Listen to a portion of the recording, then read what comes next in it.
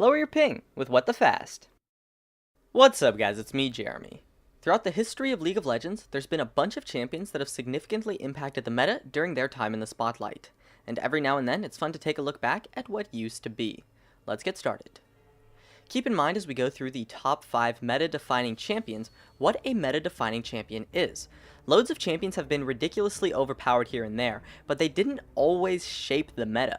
A meta-defining champion changed the meta significantly and was really impactful to the meta at the time. They may not have been the #1 strongest champion, but they paved the way for new strategies that stayed relevant for quite a while. And jumping right into it with number 5, we have Graves in Season 2. Now this would definitely be a bit higher on the list if it wasn't for the fact that Ezreal and Corki also contributed to the meta that Graves defined.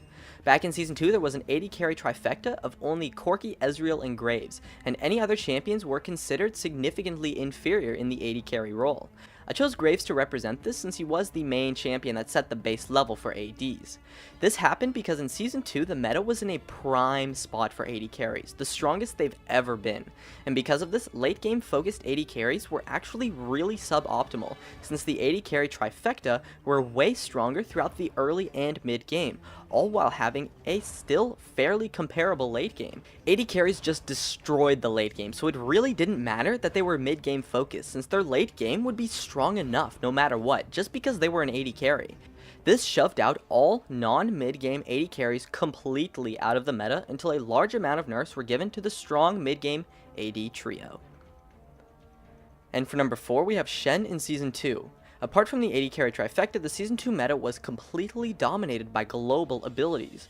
Globals were huge in Season 2, and you would quite often see 1 or 2 globals on each team every single game. Shen was the main champion who started the global craze, and they remained popular until Assassins arose in Season 3. Games were often just flat out decided by whichever team got more globals into their team comp, and teams were so good at making use of them to their fullest potential, and so when Shen did come up, teams realized that globals were really strong, and so the meta revolved around them for the rest of the season pretty much.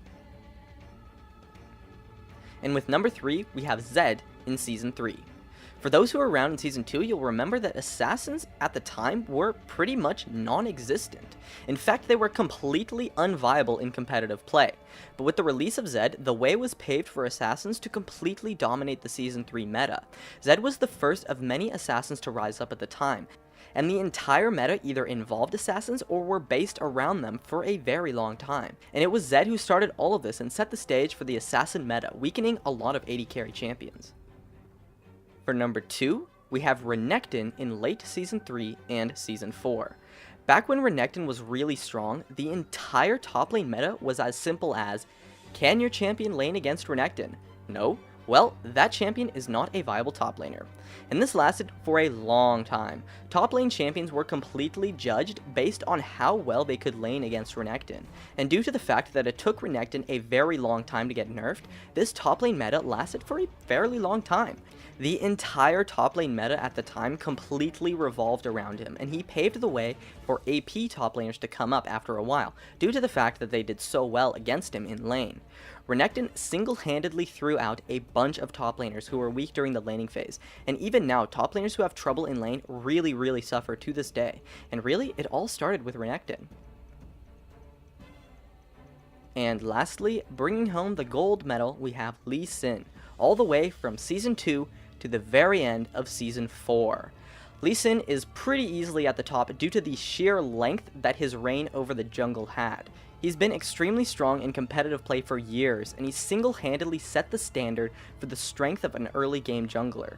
If a jungler could not survive a solo invade from Lee Sin, well, then they just weren't a viable jungler. He single-handedly threw out a huge portion of junglers out of the meta due to their weak early games, and forced champions to be at least somewhat strong early, or face a game-deciding punishment that was honestly pretty easy to pull off with the early game invade. A large part of junglers' power was judged on what was called the Lee Sin factor, meaning how well the champion could do against Lee Sin and a Lee Sin invade, and a big amount of junglers just couldn't match up to the early game strength. Lee Sin remained so incredibly strong after even just a ridiculous amount of nerfs, and defined the entire jungle meta for about 2.5 to a good 3 solid seasons of competitive play, and as such is the #1 meta-defining champion of all time. And that just about wraps up my list. I really enjoy making these kinds of top 5 videos, so I hope you had as much fun watching this as I did making it. If you want to see more of this kind of stuff, definitely hit that like button so I can tell. My name is Jeremy, and that's it for my video on the top 5 meta-defining champions. If you enjoyed this video, make sure to hit that like button so I can tell, and be sure to check me out over on all the socials, of which you can see on your screen. And if you really enjoyed the video, make sure to subscribe for some more awesome content in the future, or check out some of my other videos on your screen as well. And above all else, thank you so much for watching, and I'll see you guys next time.